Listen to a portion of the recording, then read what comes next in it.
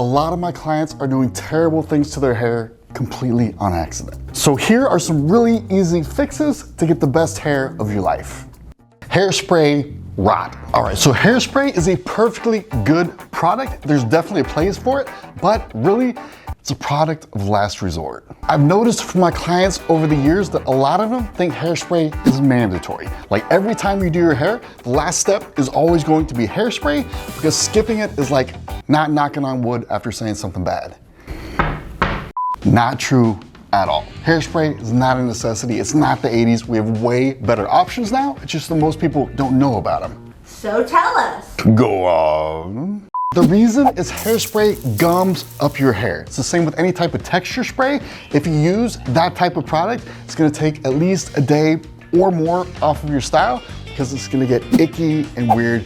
You're gonna have to wash sooner. Not what we're looking for. The strategy on wash day is to get your hair fully clean, no oil, no buildup, and then use the least amount of products possible to get the result that you want. I know you're tempted to use Hairspray as this anti-frizz thing, but it's not even good at that. We have way better styling products to help you with that type of thing. Hairspray is more of a finishing product. So just humor me here, and the next time you use Hairspray, instead of doing the whole usual Hairspray thing where you go like crazy, try using 20% less. See how it feels. Better. Much better. And if you see some frizz, Then you're not doing it right. instead of using more hairspray, try smoothing it over with just a little bit of hair oil in your hand instead of using the hairspray. That'll smooth it out, no hairspray needed, and now you can go a whole extra day before washing. Makes your life so much easier. Your hair feels so much better. But on the other hand, if you're using hairspray for hold, try using a bit more heat protectant with hold, like this Redken thermal styling spray. You want to get most of your hold with this guy because this does not gunk up your hair the way hairspray does. This is much lighter. But for some people that really struggle to hold a curl, I get it, fine. Use a hairspray, it's the only way for you guys sometimes. But if you can get away without using it, go without using it. Not prepping your hair for vacation. All right, so the other day, my friend was telling me how his wife went on vacation and completely destroyed her hair. What happened was she ended up going to the pool and chlorine dried out her hair. But her hair felt gross from the pool water, so she decided she needed to wash it with shampoo, which dried out her hair even more. She ended up repeating this process every day of the vacation, and by the end, her hair was like this dry, tangled, knotted mess. Rinse and repeat? In a bad way. So here's a few things you can do to make sure it doesn't happen to you. First, use a hair mask before you even start packing, before you get on the airplane. You want your hair to have plenty of moisture and be in good condition before it sees any damaging types of water like a pool or the ocean. And second, when you have gross pool hair, the answer is not to shampoo every day. All it's gonna do is just strip even more moisture from your hair and kill it. What you're gonna do instead to make your hair feel better is you're just gonna rinse your hair with water and then use conditioner. Skip the shampoo, only use conditioner. The reason for that is shampoo is only good for getting oil and grease out of your hair. Do not use it unless your hair is greasy. Pools don't get your hair greasy. So please take care of your hair on vacation. I don't know what's going on, but I'm hearing horror stories about vacationers destroying hair a lot more than I used to. It's rough out there. Stay smart. So you can just be like Chris and never take vacation. Coaching your stylist.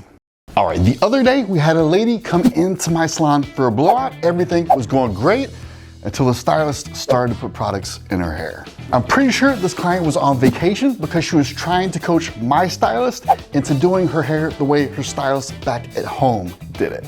So she was like, show me all your products and I'll tell you which ones I want you to use on me. And we're always respectful. We show her our magic tray of products and everything, but it was pretty clear she didn't recognize the products and this was gonna go really, really badly. So I decided to step in. So I say to her, hey, the picture you showed the stylist on your phone, that's what you want, right? If we just give you that, you'd be happy, right?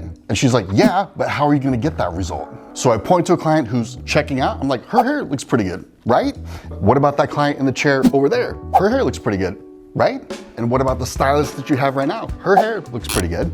So she's like, okay, I get it. If you're that confident that I trust you, but I'm not paying if it doesn't come out great. And I was like, I will give you whatever you want if you don't like it. But luckily, I didn't have to because everything turned out great. But it would have been an absolute dumpster fire if she was trying to translate what her stylist did back home to my stylist without really knowing how to do hair herself.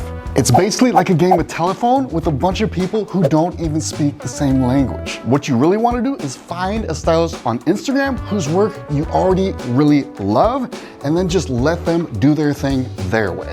I promise you will get way better results than you ever would trying to micromanage your stylist to do exactly what you want. It's not gonna work out. Don't be a drill sergeant, but be a stylist stalker? Yes. Let your stylist blame you. All right, so I took the stylist side in the last section. Here, I'm gonna take your side. Last week, I was talking with a client about a stylist that she had gone to for like 15 years who told her that she couldn't blow dry her hair. For whatever reason, it was unblowoutable. Is that a real word? So every time this person went to go see that stylist, she would watch the client before her get this amazing blow dry from her stylist while she waited. And then when it was her turn, she would ask the stylist like, hey, can you blow dry my hair the way you did like your previous client? And her stylist said, and I can't believe she would ever say this. Her stylist goes, nah, I'm sorry, your hair just won't blow dry. It won't come out like that. This is one of the most ridiculous things I've ever heard in my life, and it makes me angry because it happens way more than you think. The reason she refused to blow dry her hair was because she had this beautiful, thick, coarse hair, just like Leslie over here. Beautiful, thick, and coarse over here, guys. Sounds so wrong. The stylist really was just being lazy and didn't want to have to blow dry that much hair because it takes a lot of effort. It may be obvious in terms of a blowout, like obviously you can blow out everyone's hair, but there are a lot of things that your stylist will tell you like, oh, we can't do that, oh, we can't do this, just because they don't want to do it or because they're not strong in that area. And 99% of the time, the reason that they say they can't do it is because they're putting it on you. It's like, oh, you just don't have good hair. Your hair will never be able to do that. And in the end, it just makes you feel bad when really you didn't do anything wrong. It's actually on the stylist that they couldn't get it done. If this ever happens to you, I need you to get up, walk out of there, and find a new stylist. You are the boss. The stylist does what you ask for. If you want to blow out, you get a blowout. Simple as that. If you're trying to go from black hair to platinum in one appointment, they might just be right. This excludes going blonde too quickly. Blonde, take your time. Agreed. Cool. Getting moisture from shampoo. One thing that always makes me smile is when someone feels their actual hair for the first time, and you'll actually see this a lot in the comments. It's pretty funny. Most people have been using cheap shampoos their entire life, and they're using something like Shea Moisture that leaves about a ½ inch of slimy buildup on their hair. It's almost like putting Vaseline on a watermelon. If the only time you had ever seen a watermelon in your life is when it was covered with Vaseline, you'd be really shocked if you picked one up that was clean at the grocery store. Excuse me, sir. Do you have the Vaseline covered watermelon? Yes, but good luck picking it up. You would be like, this watermelon's broken. Look how easy it is to pick up. Bunch of frauds. So when they've been using Shea Moisture types of shampoo for years and years, they've literally gotten used to that slime, and they can't even remember what their hair was like before. So sometimes when one of these people uses a professional shampoo for the first time that cleanses all the slime from their hair, they're like, you ruined my hair, it feels all different. This isn't hair anymore. This watermelon's broken, I picked it up. Such comedy. We guys, comedy masters. We're so funny. Your hair videos. But slimy wax shampoo doesn't give you healthy hair. You need to remove that gunk, which does make your hair feel totally different. The way to properly add moisture takes 5 seconds, which is just leave-in conditioner and hair oil. It's 100 times healthier than hair slime. I love hair slime. Ugh. Olaplex 7 and Moroccan oil are great because they're actually absorbed into your hair shaft, which is exactly where you want the moisture. You don't want gooey slime sitting on top of your hair, making it feel all gross because your hair never absorbs it. And even worse than that, it's gonna block out all the good products from getting in there and making your hair healthy. DIY hair care. TikTok has more hacks than you can shake a rat's fanny at, and there is no shortage of DIY hair mask videos with eggs, avocado, mayonnaise, and whatever. Sounds like a delicious sandwich. Ugh. But the question is, do they really work? I'm gonna do a video on this soon so you can compare regular products to DIY products. But for now, the short answer is they do work. They're totally better than nothing. If you're lost at sea and stranded on an island, it would be amazing if you had some olive oil or some coconut oil. Mix the lime with the coconut, put it in your hair. But the reason we don't use DIY hair hacks in a salon is because it's much better options. You've probably heard a bunch of natural oils out there aren't able to actually absorb into your hair. They just kind of sit on top of the hair and block products that are actually healthy from your hair from getting in there and doing their job. Professional products are a huge improvement, and the best ones don't use any of those silly ingredients. So unless you're stranded on an island with Leslie and a bunch of coconuts, please use modern products. If you're stranded on an island with me, you'd be very lucky. Very resourceful. Yeah. Your luggage would have an amazing amount of hair products in it. Yes, it would actually. Years. Outdated techniques.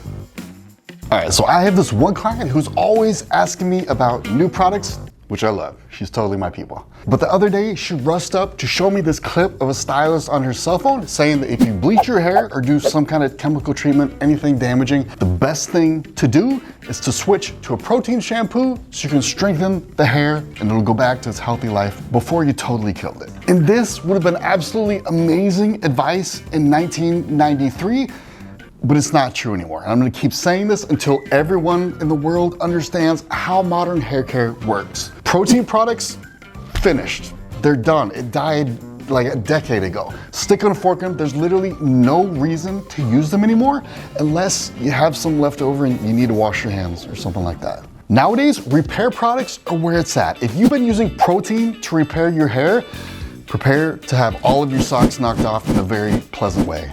The science behind these products is absolutely amazing. It's stunning. They can take your hair from this to this. And you know how much of a curmudgeon I am. I'm usually like, new stuff, overhyped, doesn't do anything. But repair products are not overhyped. If you don't know about them, watch this video right up here. They're amazing. Moving on. Color care.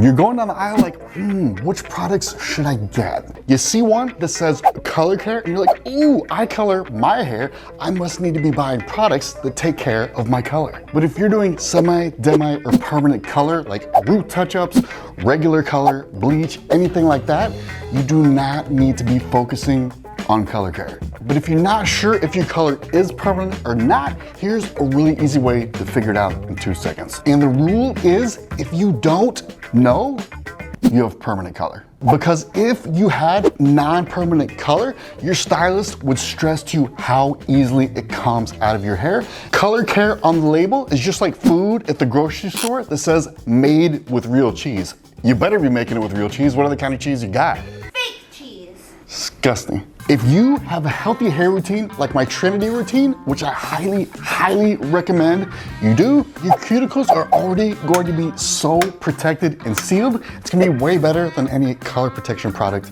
you could even come up with. All your bases are already going to be covered. Don't limit yourself to these color-safe products. You're just making everything even harder on yourself. If you're still confused about which products you should be getting, check out my recommended product list. It's right in the description. Walks you through everything. Super easy. All right, I hope you enjoyed the fun and games today. Please don't buy another product without checking out my recommended product list first. It's my life's work. It's pretty awesome. Walks you through everything. Have a good one.